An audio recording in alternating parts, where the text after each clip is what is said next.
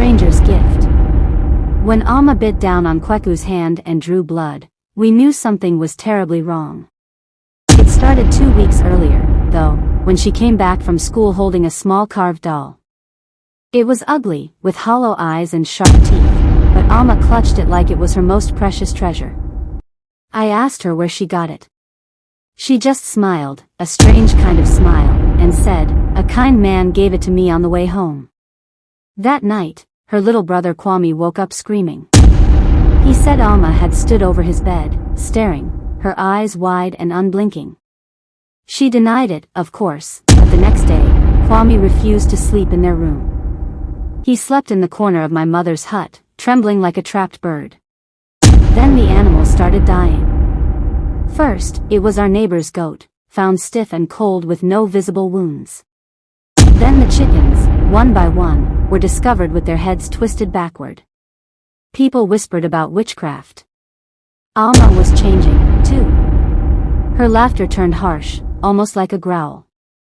She wouldn't eat her meals but gnawed on sticks and leaves instead. She stopped answering when we called her and began talking to the doll. Her voice was low, guttural, and frightening. "He will come for me soon," she told me one evening, her eyes dark and empty.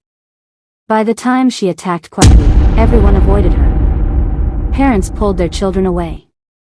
Some villagers said we should send her away, but my mother couldn't bear it. She tried everything, herbs, prayers, even a trip to the village priest. Nothing worked. On the last night, I woke up to the sound of singing. It was Alma's voice, but it wasn't her. The words didn't make sense. They were harsh and filled with clicks and hisses. When I peered out of the window, I saw her standing in the middle of the compound, holding the doll high above her head. Her body was bent and shaking. When dawn came, Alma was gone. We found her by the river, lying still, with the doll clenched in her hand. The elders said she had been cursed. My mother burned the doll that night, but the smell stayed in the air for days. Even now, years later, I can't walk past the river without hearing Alma's laugh in the wind. The elders say we should never take gifts from strangers. I say we should never forget what happened to Alma. Please subscribe.